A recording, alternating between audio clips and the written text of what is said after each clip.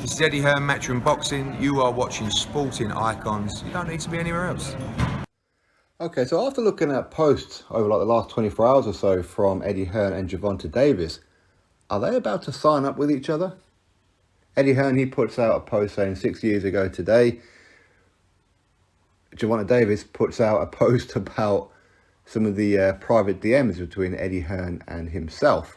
Okay, now I don't know whether or not Gervonta Davis is throwing him under the bus or if he's just showing that, you know what, everything's okay, you know, which it is. There's nothing too derogatory in those DMs, that's for sure.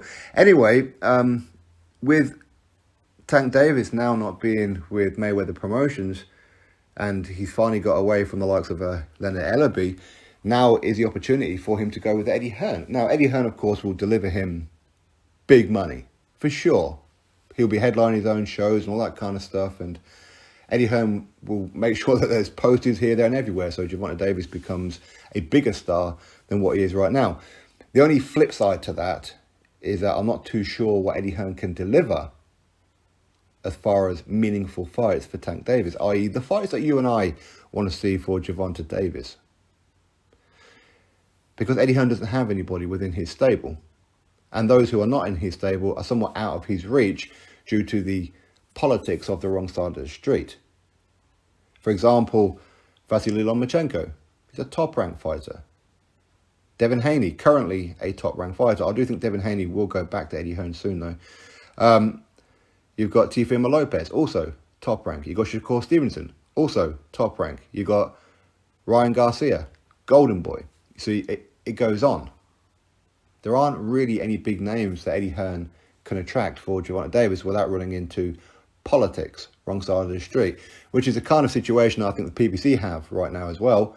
Everything is the wrong side of the street, albeit that the PBC, they cause a lot of that themselves because they're unwilling to work with other promotional companies that much.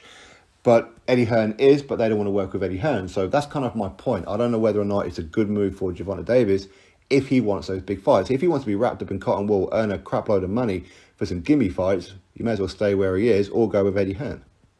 Because neither one of them can really provide the big fight nights that we want. And yeah, I have seen the Oscar De La Hoya thing saying by Monday, if there's no contract, then they're moving on. Well, yeah, he should have a contract. Of course he should for Tank Davis and Ryan Garcia. Of course that should happen. Quite why it hasn't happened, who knows? But again, a lot of fighters, a lot of promotional companies, networks, they do live in the old ways of you don't really get a contract or signed forms until a couple of days before the fight. You have like a verbal agreement, which is kind of silly, especially in this day and age. You do need it in written form to make sure that neither one can pull out. Because obviously, at that kind of level, if one of them pulls out, that's an expensive training camp. You need quality sparring and you need to have a long training camp, all that kind of stuff. So that ain't cheap. But anyway, we'll have to wait and see if Gervonta Davis signs up with Eddie Hearn. All the backwards and forwards, it may lead to somewhere. It may do. Eddie Hearn has a canny little knack of getting the fighters that he wants at times. He does. Quite a few fighters that you wouldn't have thought he was going to sign, he ended up signing. Like a Billy Joe Saunders, for example. Like a Josh Warrington in that, for example. Daniel Jacobs and quite a few others. So anyway, I have to wait and see. Drop your thoughts below. Click thumbs up, subscribe.